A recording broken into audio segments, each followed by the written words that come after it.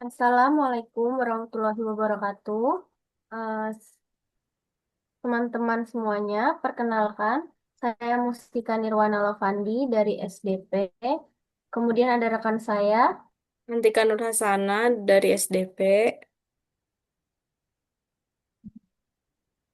Selanjutnya, kami akan mempresentasikan hasil diskusi kami terkait sistem pencernaan ikan. Sebelumnya, mohon maaf, kami izin untuk mematikan kamera karena ada kendala sesuatu.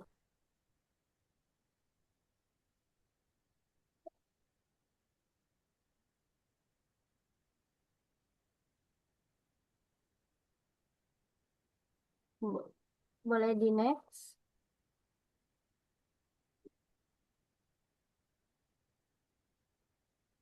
Jadi, sistem pencernaan ikan merupakan proses perubahan makanan menjadi nutrien sederhana yang dapat diserap oleh tubuh, yang mana nutrien tersebut nantinya akan digunakan untuk menghasilkan energi, pertumbuhan, serta pemeliharaan tubuh ikan itu sendiri.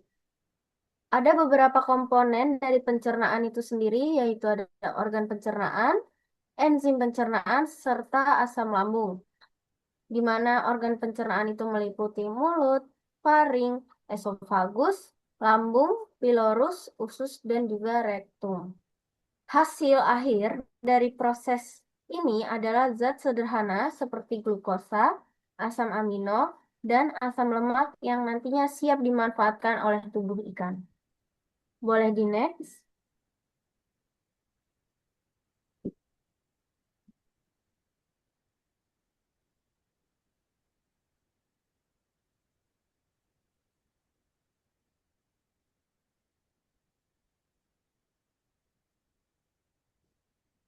Selanjutnya ada proses pencernaan, enterosit, dan juga metabolisme, di mana proses pencernaan ini dimulai dari pemecahan makanan kompleks menjadi zat yang lebih sederhana. Kemudian, nutrien tersebut diserap oleh sel epitel usus yang kita sebut dengan enterosit. Jadi, enterosit ini memiliki mikrofili yang mana memperluas permukaan penyerapan, sehingga nutrien dapat masuk secara optimal melalui difusi, transport aktif, maupun endositosis.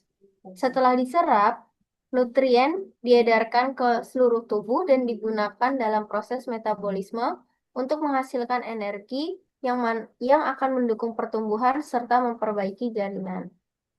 Boleh di next?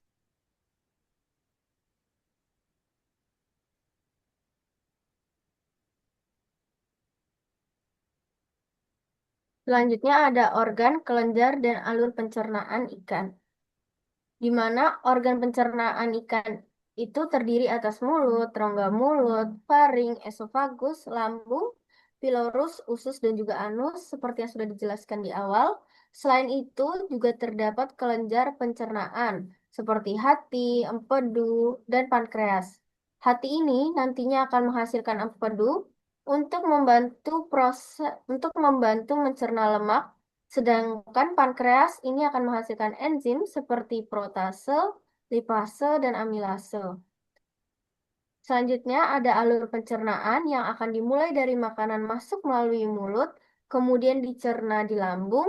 Selanjutnya lalu akan dilanjutkan di usus untuk penyerapan nutrien dan sisa makanan yang nantinya dikeluarkan melalui anus berupa feses. Boleh di next?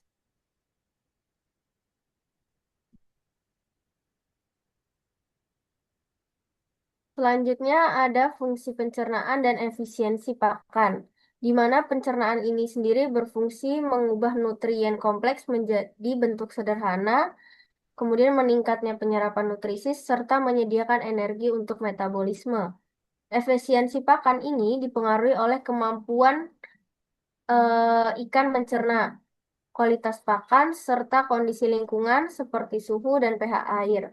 Jika proses pencernaan berlangsung baik, maka penyerapan nutrisi bisa berlangsung secara maksimal, di mana pada budidaya nilai FCR itu menurun dan pertumbuhan ikan menjadi lebih cepat. Selanjutnya akan dijelaskan oleh rekan saya yaitu Antika. Selanjutnya ada pengukuran kapasitas lambung yang sangat penting dalam proses pencernaan pada ikan. Di sini dengan konsep dasar yaitu ikan makan saat lambung kosong dan berhenti saat kenyang. Lalu makanan ditampung di lambung sebelum dicerna lebih lanjut. Kapasitas lambung dipengaruhi oleh kandungan energi pakan, ukuran lambung, dan jenis makanan ikan. Lalu ikan herbivora di sini makan lebih banyak dibanding dengan karnivora karena energi pakan yang lebih rendah. Di sini ada prosedur dalam pengukuran kapasitas lambung. Biasanya disiapkan 10 ekor ikan, lalu ikan dipuasakan dalam beberapa jam, lalu ikan diberi makan hingga kenyang. Kemudian ikan dipingsankan dengan menusuk oblogata, lalu ikan dibedah dan dikeluarkan seluruh isi lambung. Dipindahkan ke cawan Petri serta ditimbang. Di sini ada rumus kapasitas lambung yaitu KL sama dengan BIL atau berat isi lambung dibagi dengan berat tubuh ikan dikali 100. Tujuannya yaitu mengetahui jumlah pakan yang dapat dimakan ikan secara optimal untuk mendukung pertumbuhan maksimal dan efisiensi pakan. Selanjutnya ada laju pencernaan. Di sini laju pencernaan memiliki pengertian adalah lama waktu yang dibutuhkan dari sejak pakan dikonsumsi hingga dikeluarkan feses yang berasal dari pakan yang dikonsumsi.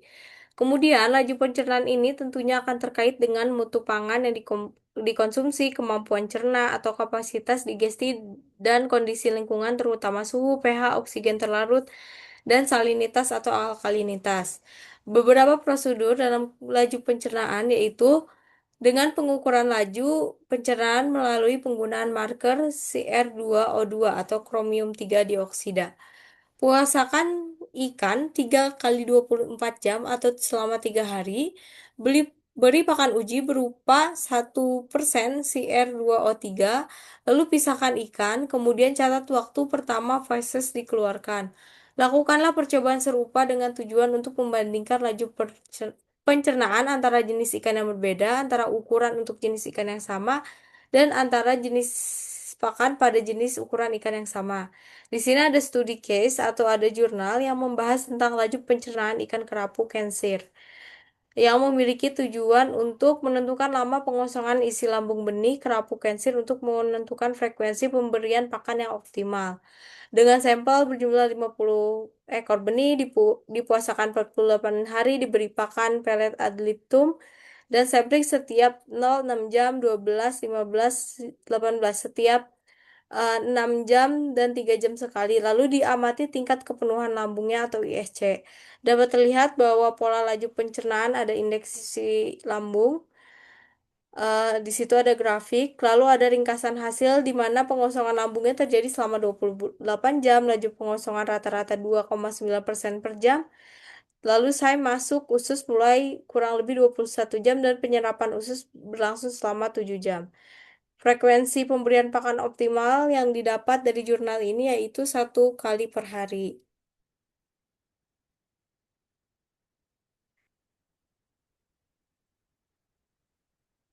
Selanjutnya ada laju pergerakan makanan dalam saluran pencernaan. Dapat dilihat pada slide. Makanan yang dimakan oleh ikan atau biota air akan bergerak dari arah depan rongga mulut menuju belakang anus. Pergerakan makanan terjadi karena adanya kontraksi otot lurik yang licin pada bagian esofagus lambung dan pilorus. Di sini laju pergerakan makanan dalam saluran pencernaan itu berupa makanan yang dimakan oleh ikan atau biota air yang bergerak dari arah depan rongga mulut menuju belakang anus karena kontraksi otot lurik dan kontraksi otot licin. Pergerakan makanan dipermudah oleh lendir atau mukus yang diekstraksikan rongga sel pengganti mukus atau mukosit. Prosedurnya yaitu ikan dipuasakan selama sehari lalu diberi makan serta logam bismut. Lalu logam tersebut diambil kemudian dirongsën. Contoh laju pergerakan makan dalam saluran pencernaan yaitu pada ikan nila. Di 1 jam pertama itu marker berada di lambung, lalu ada di 3 jam, marker mulai masuk ke usus depan, lalu ada 6 jam, marker berada di bagian tengah usus, lalu 9 jam marker mendekati usus belakang, Lalu 12 jam marker di rektum dan selama 1 hari marker keluar bersama feses atau anus. Jadi intinya dalam pergerakan makanan dalam saluran pencernaan itu kontraksi otot mendorong makanan bergerak, lalu mukus melicinkan permukaan saluran pencernaan. Proses pencernaan dan penyerapan terjadi selama makanan bergerak melalui pencernaan. Lalu ada analisis pengosongan isi lambung ikan. Di sini analisis laju pengosongan isi lambung ikan didasari pada makanan disimpan sementara di lambung sebelum masuk ke usus. Ikan berhenti makan saat lambung penuh, lalu ikan makan kembali saat isi lambung tersisa 10 hingga 20%. Pengosongan lambung berlangsung melalui proses hidrolisis atau pakan menuju usus melalui pilorus. Lalu di sini ada faktor yang mempengaruhi laju pengosongan lambung ikan, ada kapasitas pencernaan ikan, kualitas dan jumlah pakan, serta suhu lingkungan perairan. Adapun proses pengukurannya adalah ikan dipuasakan selama 1 hari, lalu diberi pakan. Sampel diambil pada interval waktu tertentu, lalu ikan dibedah dan isi lambung ditimbang. Analisis datanya menggunakan eh, bobot isi lambung. Rumus bobot isi lambung dibagi dengan bobot tubuh ikan dikali 100. Dengan pengosongan lambung ini digunakan untuk menentukan strategi frekuensi pemberian pakan yang lebih efisien dan mendukung pertumbuhan optimal ikan. Adapun studi kasusnya di sini dijelaskan untuk ikan klon. Untuk mengetahui waktu yang dibutuhkan dalam pengosongan lambung pada lapak umur 10 hari dan benih umur 2 bulan. Ada metode yang dapat terlampir dengan rumus yang masih sama seperti tadi yang telah dijelaskan. Lalu dari hasil dapat terlihat dari kurva larva ikan klon dan benih ikan klon umur 2 bulan, lambung kosong lambung kosong pada ikan klon yaitu tercapai pada jam keempat, sedangkan pada benih ikan klon umur 2 bulan yaitu pada 11 jam 37 menit. Jadi dapat disimpulkan pengosongan lambung pada ikan klon terjadi 4 jam setelah pemberian pakan, sedangkan pada benih terjadi 11 jam 37 menit. Frekuensi pemberian pakan yang optimal disarankan 1 kali per hari agar pakan lebih efisien. Lalu di sini ada kecernaan pakan. Kecernaan pakan adalah proporsi zat gizi dalam pakan yang dapat dicerna atau diserap oleh ikan dari saluran pencernaan. Kecernaan pakan yang tinggi menandakan pakan berkualitas secara efisien oleh ikan. Ada prosesnya masih sama seperti proses pencernaan pada umumnya yang telah dijelaskan di awal tadi, yaitu pakan masuk lalu dicerna secara kimia atau mekanik di lambung, nutrien diserap, sisa pakan dikeluarkan serta feses dikeluarkan melalui anus. Adapun rumus yang digunakan di sini ada DN atau digestibility of nutrient. Kecernaan nutrien dibagi dengan kecernaan energi.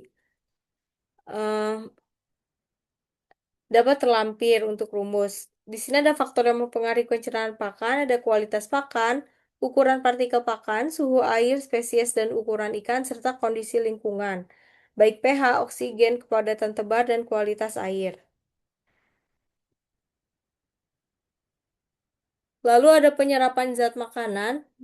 Di sini dapat dilihat penyerapan zat makanan adalah proses perpindahan hasil pencernaan berupa molekul sederhana dari lumen usus melalui dinding usus menuju darah atau limpa untuk dimanfaatkan dalam metabolisme pertumbuhan tubuh ikan.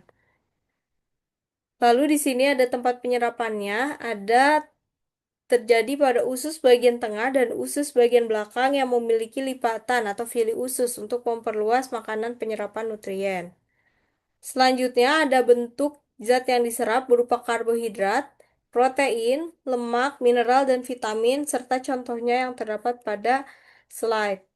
Lalu di sini mekanisme penyerapan yang pertama, nutrien di lumen usus dicerna dalam bentuk molekul yang sederhana. Lalu masuk melalui dinding epitel usus melalui difusi sederhana yang terfasilitasi atau transfer aktif. Di sini ada masuk ke pembuluh darah atau limpa, serta yang terakhir didistribusikan ke jaringan tubuh. Faktor-faktor yang mempengaruhi diantaranya ada suhu lingkungan, di mana suhu optimal meningkatkan efektivitas enzim, dan proses transport nutrien. Lalu ada kualitas pakan. Pakan berkualitas tinggi lebih mudah diserap. pH yang sesuai mendukung fungsi enzim dan kesehatan usus, serta oksigen yang cukup penting untuk metabolisme sel usus. Lalu ada kesehatan usus ikan, di mana usus yang sehat meningkatkan efisiensi penyerapan. Di bawah ini ya, yang paling bawah ada ilustrasi penyerapan dalam fili usus secara jelas dan lebih detail. Lalu next slide, ada studi kasus terhadap kecernaan pakan dalam pertumbuhan ikan gurami atau Ophornepmus gurami. Di sini ada pengaruh penambahan glutamin pada pakan. Jadi tujuannya dari penelitian ini yaitu mengevaluasi pengaruh penambahan glutamin dengan dosis berbeda dalam pakan terhadap kecernaan pakan dan kinerja pertumbuhan ikan gurami. Dosis glutamin dalam pakan yang digunakan ada 4 dosis, yaitu 0%, 1%, 2%, dan 3% sebagai pembanding. Dengan metode penelitiannya, ikan gurami dengan bobot 2,07 ditambah kurang lebih 0,000 gram. Rancangan yang digunakan ada rancangan acak lengkap dengan 4 perlakuan dan 4 ulangan.